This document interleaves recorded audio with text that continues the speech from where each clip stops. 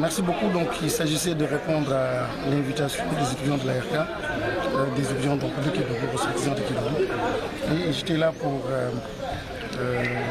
les accompagner, les soutenir et partager aussi avec eux quelques conseils en mettant l'accent sur la nécessité de développer un certain leadership, la nécessité d'être eux-mêmes, la nécessité d'être accrochés à leur environnement, de ne pas se détourner de ce qu'ils ont, de ce qu'ils sont, et aussi la nécessité de s'accrocher au train de l'histoire, faire l'histoire, fabriquer l'histoire, être un constructeur de l'histoire. Et je pense qu'ils ont une chance extraordinaire, le fait d'avoir une association. Parce que vous remarquerez qu'à Kédougou, nous n'avons presque pas de structure, de cadre, de structure assez influente pour peser sur les décisions des autorités locales, mais aussi pour pouvoir représenter le contre-pouvoir qu'il faut par rapport au pouvoir en place. Donc tout cela est intéressant et important. Et je les ai invités aussi à devenir une association entreprenante. Donc au-delà des questions d'étudiants qui s'intéressent à l'entrepreneuriat, qui s'intéressent au développement, à la valorisation des ressources donc, locales de Kédougou, et puis qui s'intéressent tout simplement au développement du pays. C'est ça.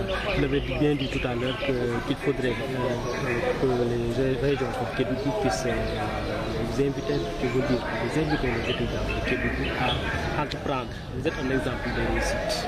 Est-ce que vous allez accompagner ces jeunes à entreprendre au niveau local? Absolument, c'est l'invite que j'ai formulé.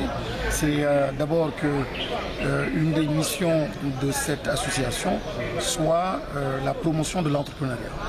Et j'ai aussi proposé, bien sûr, ma propre personne en tant que ressource, mais d'autres forces de Kédougou et du pays, du Sénégal de façon générale, et des sociétés minières ou des sociétés de façon générale qui sont basées à Kédougou, qu'elles s'investissent dans la promotion de l'entrepreneuriat à côté de ces étudiants-là qui constituent une pépinière assez intéressante d'intellectuels, d'étudiants en formation et avec toute la diversité de Kédougou qui est représentée.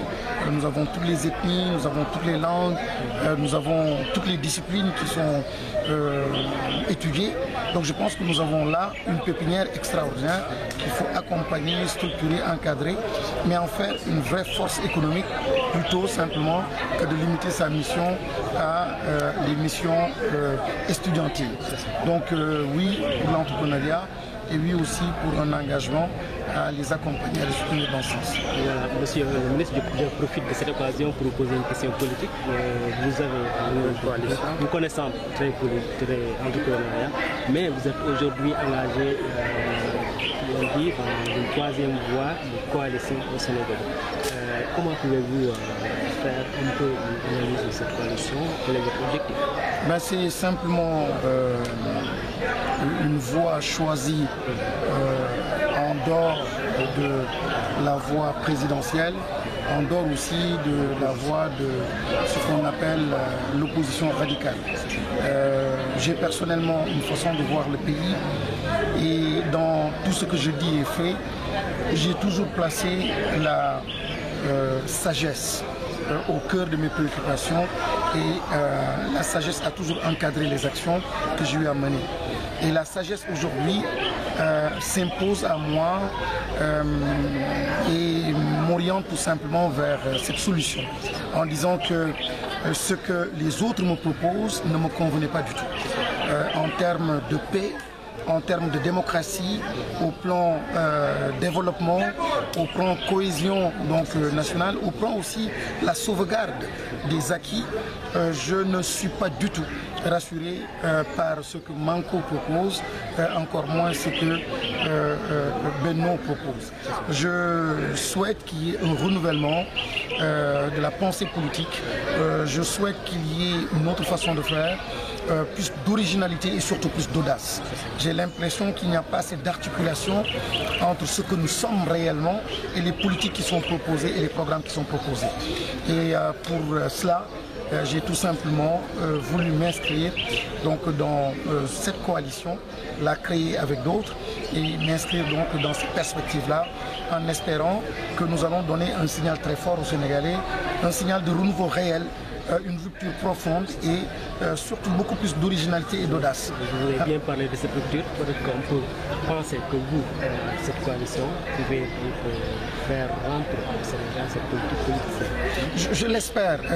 Je pense que si je prends un seul exemple, je suis triste de voir simplement que, vous savez, le capital spirituel du Sénégal, quand je vois ce que Tivaouane représente, ce que Touba représente, ce que l'Église représente, et le pays, comment il s'est fabriqué, comment il s'est fait, de Serigne Saliou, Senghor, etc., pour qu'il y ait une certaine cohésion et que le pays soit vraiment bien conçu. J'ai l'impression aujourd'hui qu'il y a une rupture entre ce qui se fait, les pratiques, et ce qui entraîne en fait une crise réelle des valeurs, ce qui entraîne aussi une crise d'engagement. Et finalement, il y a comme deux vitesses. Aujourd'hui, il s'agit de réconcilier le Sénégalais à lui-même.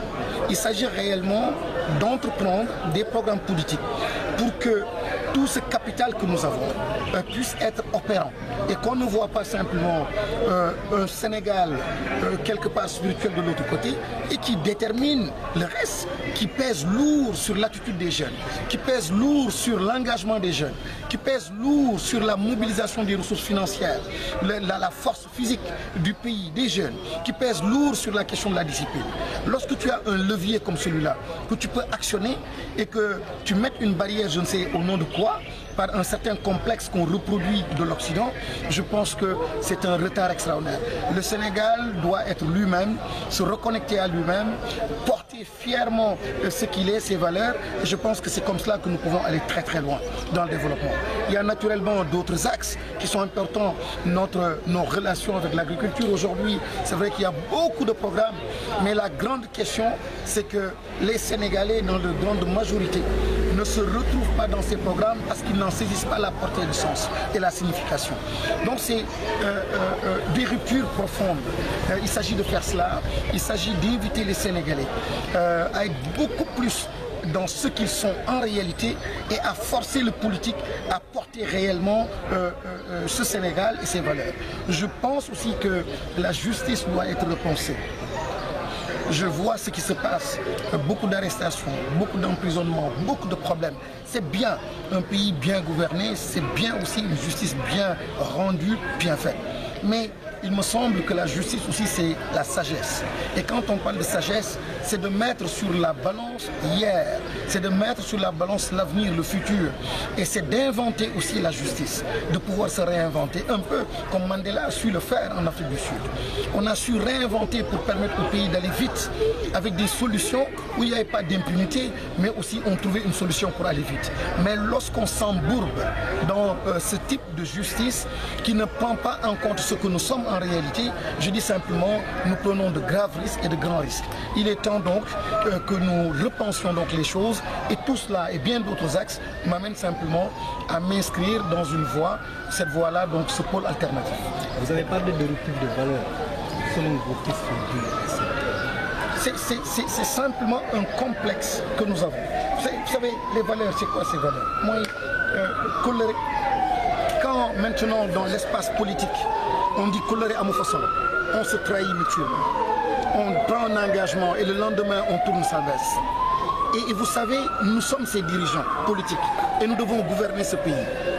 Quel message vous laissez à votre enfant? Quel message vous laissez aux enfants, à la nation? Comment pouvez-vous porter dans ces questions de valeurs? Donc aujourd'hui, il y a une crise de valeurs parce que ceux-là qui sont sur l'arène politique ou dans l'arène politique, eux-mêmes sont en train de porter des contre-valeurs. Et donc il y a une crise de valeurs mais qui est extrêmement grave, je vous assure. Ce n'est pas un discours comme cela, mais c'est une catastrophe. Et si on ne veille pas, et si on ne met pas en avant ces questions des valeurs, qu'on arrête quelques instants de parler simplement d'argent, de chiffres et de routes, on risque un jour de le regretter amèrement. Nit d'unité. ni d'unité. Et on est en train de perdre cela. On est en train de perdre cela. Donc voilà des choses qui font mal, des choses qui sont graves, des choses qu'on ne pouvait pas faire il y a quelques décennies dans ce pays, mais qui sont tout simplement justifiées normales. Et donc, il est bon d'avoir un sursaut et de se repenser et d'être soi-même. Encore une fois, en tout cas personnellement, le socle de ma politique, c'est un socle qui repose sur ces questions de valeur. C'est ce socle-là qui va porter l'économie, qui va porter le développement, qui soit harmonieux et qui repose surtout sur la paix. Souvenez-vous quand Senghor parlait de la culture. Quand il parlait de la culture avant l'économie, il a tout simplement voulu mettre en avant ces dimensions. Peut-être qu'il n'a pas été compris. Donc voilà ce que je veux dire lorsque je parle de crise de valeurs, qui sont une crise qui est en train de transformer le visage du pays de façon